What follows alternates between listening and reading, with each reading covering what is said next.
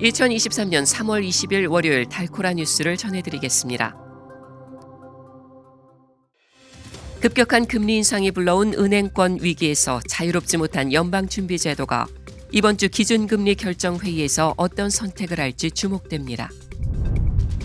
스타트업의 파산이 속출할 것이라는 전망이 나오고 있습니다. DFW 지역에서 주택을 판매할 최적의 시기가 다가오고 있습니다. 지난해 텍사스 레인저스로 보금자리를 옮긴 제이콥 디그롬이 부상을 딛고 부활의 신호탄을 쐈습니다.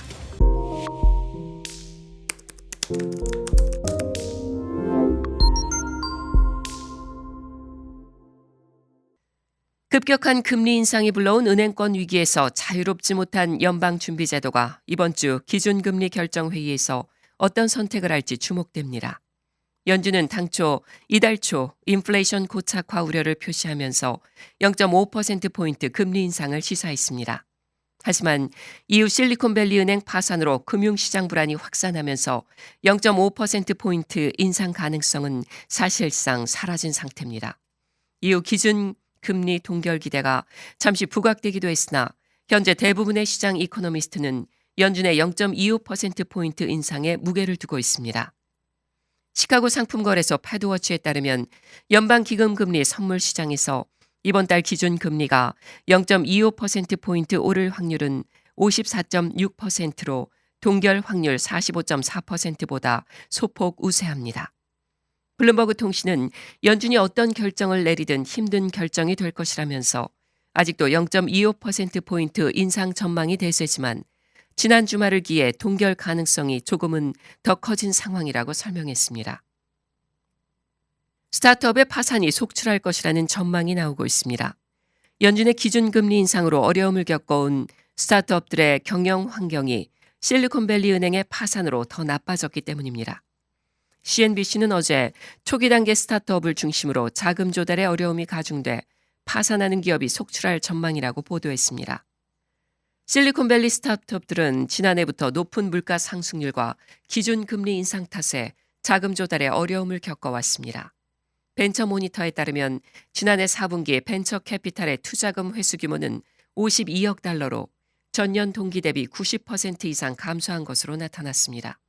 또한 자금 조달도 급감한 것으로 나타났습니다. 크런치베이스에 따르면 지난달 자금 조달 규모는 전년 동기 488억 달러보다 63% 줄어든 180억 달러로 집계됐습니다.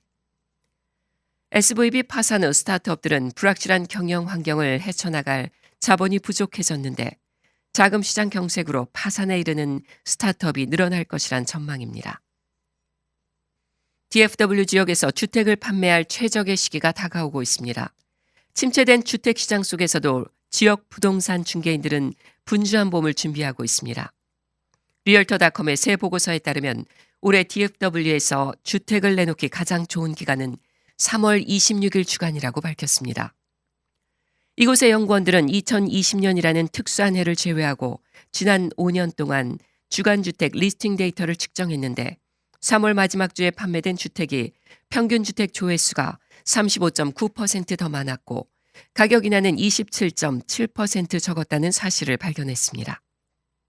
또한 이 기간 주택은 평균보다 8일 적게 시장 리스트에 올랐으며 주택 재고는 일반적으로 23.3% 더 낮았습니다. 또한 리얼터닷컴은 전국적으로 주택 판매가 가장 좋은 시기는 몇 주인 4월 16일 주간이 될 것이라고 밝혔습니다. 지난해 텍사스 레인저스로 보금자리를 옮긴 제이콥 디그롬이 부상을 딛고 부활의 신호탄을 쐈습니다. 디그롬은 지난 18일 애리조나주 서프라이즈 스타디움에서 열린 시애틀 메리너스와 메이저리그 시범 경기에서 등판해 3이닝 무실점 2피안타 4탈삼진으로 틀어막았습니다. 팀은 2대1로 승리했습니다.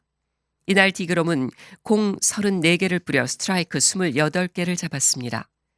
두 차례 시속 161km 패스트볼을 던진 디그롬은 이날 시속 156에서 159km 수준의 패스트볼을 투구했습니다. 브루스 보치 텍사스 레인저스 감독은 디그롬이 적은 공으로 3회까지 막아내자 불펜에 마운드를 넘겼습니다. 디그롬은 자신의 투구를 두고 공을 잘 던진 것 같았다고 평가했습니다. 이어 봄이든 시즌 중이든 목표는 평균 자책점을 0에 가깝게 만드는 것이라며 그게 오늘 하려고 했던 것이라고 설명했습니다. 단신 뉴스입니다.